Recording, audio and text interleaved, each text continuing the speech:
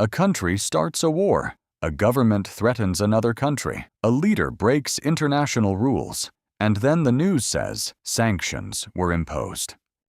But what does that actually mean? Sanctions are not just a big red button. They do not hit all at once. And they do not always destroy a country overnight. They try to make it harder for a government to continue what it is doing. Sanctions are pressure. But once sanctions begin, the pressure does not stay in one place. It spreads through the whole system. To understand how this works, imagine a world. One village has a strong army. One village has mines.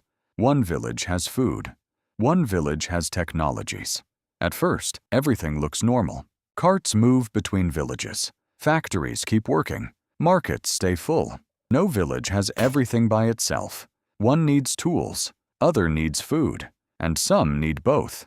Everything is connected, and that connection is exactly what sanctions attack. Let's look at one village more closely. Chuck is the leader of this village. His village looks strong. It has strong walls, siege weapons, and a growing army. But behind that army is a company called Ironworks. Bobby is CEO of that company. Ironworks makes tools, army's armor, and other things from iron. To do that, it needs iron from a smaller village nearby. At first, this is just trade. Smaller village mines iron. Ironworks pays emeralds. Chuck's army gets armor. Farmers get tools. Everyone in Chuck's village depends on this chain. But Chuck has ambitions. He does not want to keep buying iron. He wants to control where the iron comes from. So he sends his forces across the border. The smaller village is attacked. The mine is taken. Villagers are killed. Now the leaders of other villages have a problem. They have 3 options. 1. Ignore it and let Chuck keep the mine. 2. Risk and fight Chuck directly. Or 3. Punish Chuck without sending their own armies into his village. They choose the third option, and that is called sanctions. Now, sanctions are not all the same. Let's look at the first one. Trade sanctions. Before the invasion, Ironworks bought coal and redstone from other villages. After the invasion, those villages stopped selling or buying. Not because traders disappeared, but if they sell or buy, their money or goods will go directly to Chuck's army. That can happen through taxes Ironworks pays or through weapons it makes. Without supplies, production slows down. So they do not attack the factory directly. They cut off what the factory needs to keep working. The next one looks similar. Finance sanctions. Ironworks still has emeralds. It finds a trader who is willing to sell redstone. But the trader is from distant village. Ironworks sends emeralds through a foreign bank, but that bank follows the rules of its village. The rules say that they must not accept money from Chuck's village. If bank helps Ironworks pay for supplies, it can be punished too. So the bank blocks the payment. Now the problem is different. The trader has redstone. Ironworks has emeralds. But the deal still cannot happen. So the goods stay outside. And the money stays trapped inside. So we dive into the third type. Corporate sanctions. There is a shop in Chuck's village called Redstone Tools, and the owner is Jimmy. He is from another village. Redstone Tools has its main office in that village.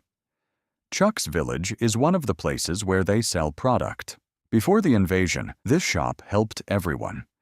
Ironworks buys pistons. Redstone Tools earns emeralds. Local villagers work there. But after sanctions, Redstone Tools has a problem. If it keeps working in Chuck's village, other villages may punish the company too. So the owner has 2 options. 1. Stay in Chuck's village and risk the rest of his business.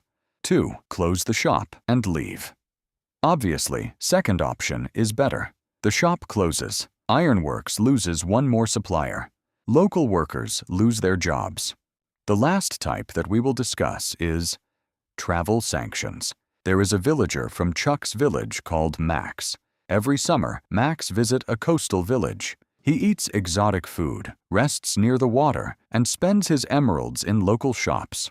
But after the sanctions, the coastal village makes new rules. Villagers from Chuck's village are no longer allowed to enter. The guard does not ask if Max is a soldier. In truth, he is just a baker. He only sees where Max is from.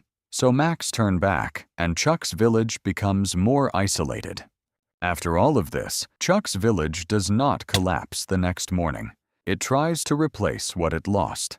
Ironworks starts making local pistons. At first, this looks like a solution, but the redstone tools made them for years. The local pistons work, but the quality is worse. They work slower, and they take longer to make.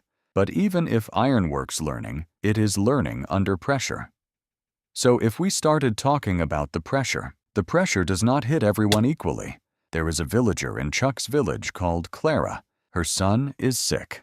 Before sanctions, this was not a big problem. Clara would go to the market, buy a healing potion, and bring it home. But now, the potion seller has changed the price. The ingredients are harder to get. Clara cannot afford that anymore. Chuck still has potions for his guards. His officials have full tables, but Clara stands at the market and has to choose. Buy the potion or buy the food. This is one of the biggest problems of sanctions. When sanctions aim at one target, they can hit another. The next problem is that not every village cares. There is another village far from Chuck's.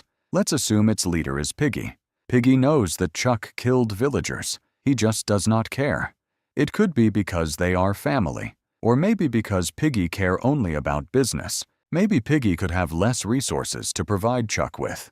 But at least they will trade. So why don't others just impose sanctions on Piggy's village as well? They can if Piggy rules the small village. But what if Piggy rules big city? What if Piggy trades with all others as well? Well, at this point, they have not many options. Not only lose important trade with Chuck, but lose Piggy too. Or just close their eyes on that, because Piggy did nothing wrong, right?